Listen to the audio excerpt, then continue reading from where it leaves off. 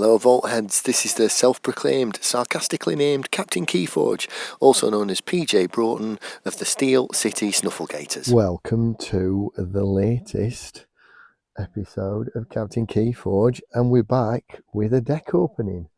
And as you can see from the title, it's a Winds of Exchange deck opening. And as you've probably heard, I'm not exactly pro paying through the nose to get one from abroad. So how did I get this Winds of Exchange deck then? Well, Christian Peterson of Ghost Galaxy very, very kindly came to the UK Games Expo, where I went over the weekend. And there were a few different KeyForge players that he met up with in a group at a hotel. And he gave us the products that he had been showing around to game stores at the show in an effort to drum up some interest once more in KeyForge in Britain. So thank you to Christian and thank you to Ghost Galaxy for trying to drum up the interest and also for giving these products to these players. So yeah, here we are. This is the game as ever. And yeah, I'm gonna crack on now with opening it up and showing it to you. And as you can see, there it is. There is my very first and currently only Winds of Exchange deck. So open it up and see what Archon we get, colour-wise, see what houses we get. There we go. So just always a little bit fiddly that, but we've got looks like an orange one. Abduct Neve's Spawn of Lindylus, an orange Archon with Saurian, with Mars and Sanctum, and that is the Rebel Mars token, which coincidentally is the Mars token I rated as the best one. Whether or not it is remains to be seen, but that's what I rated as the best Mars token. So let's go on with this to begin with.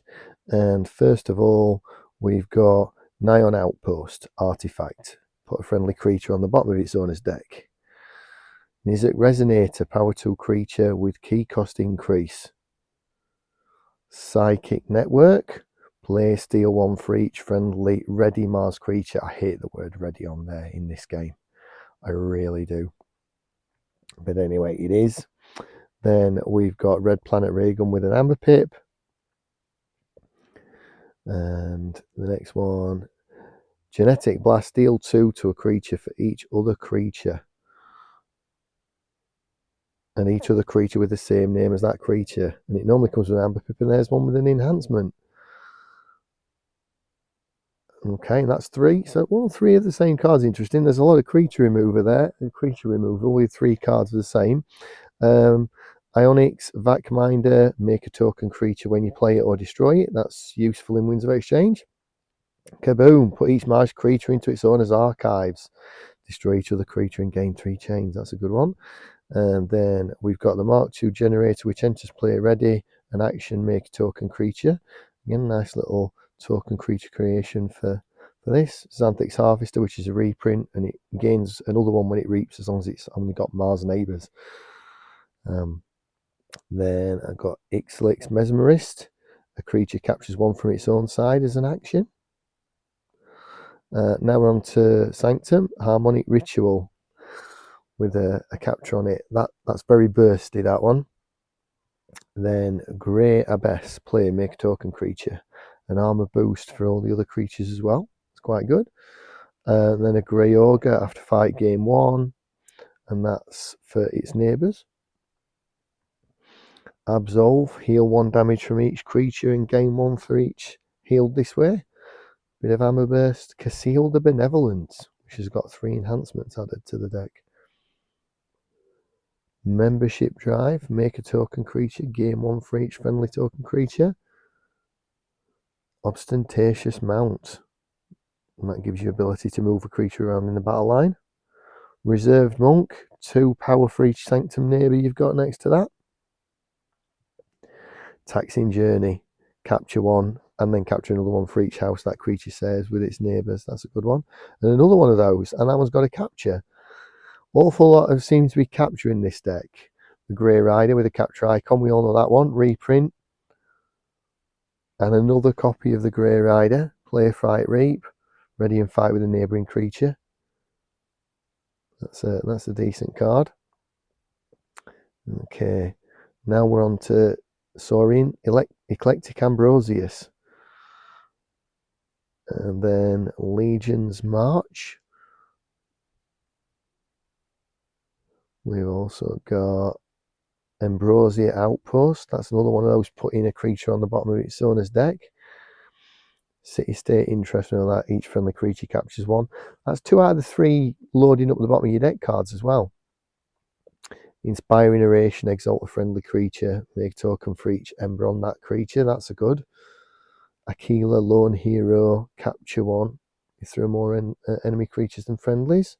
Epic Poem, exalt a creature and gain 1 for each ember on it. Some burst in here. Epic Poem, same again, this time with a damage pip. Grammaticus Thrax with 3 enhancements, 5 power creature.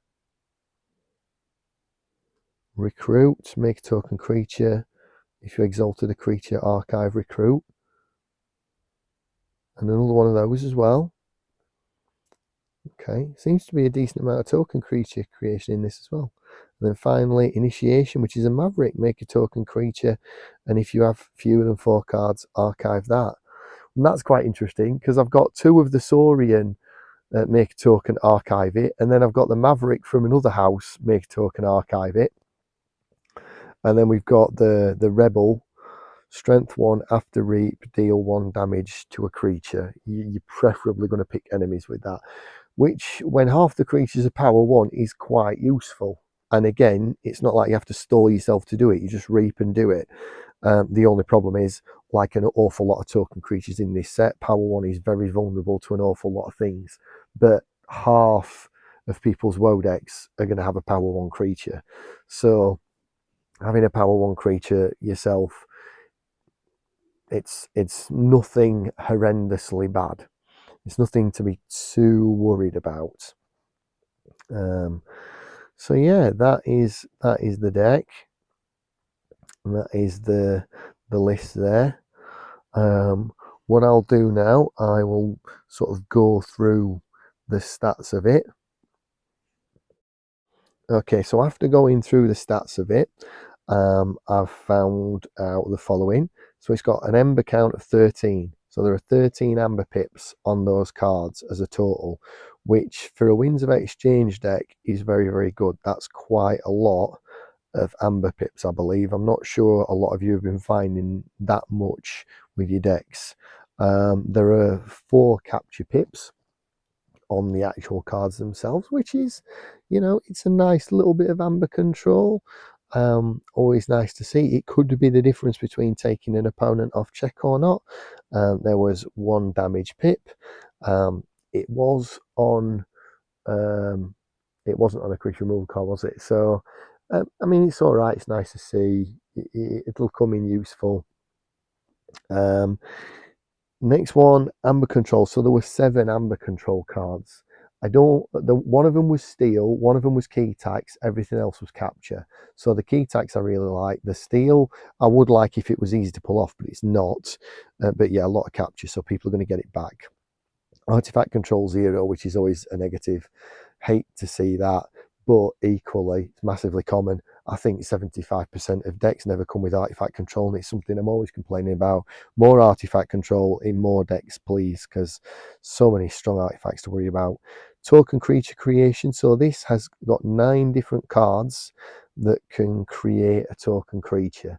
So pretty much most of the time, you're going to have at least 1 card in your hand, realistically, that can create a token creature. Interesting breakdown. There's 4 for Saurian, despite the fact that the actual token creature itself is a Martian token creature, which I did find interesting, because I didn't think that could happen. But yeah, Saurian is your predominant token creation. Then Mars had 3 cards which created token creatures. which is not a bad number. It's a quarter of the house. That obviously then leaves Sanctum with 2, so 4-3-2. I mean, it's roughly even. And would you want them even? Maybe you would. Certainly, I'd like to be using the Mars ones. So, but equally, there's a bit of Archive the Mars creatures with those that kaboom. And then there are 6 creature control cards in the deck, all pretty much damage rather than destroy, but they're useful to have.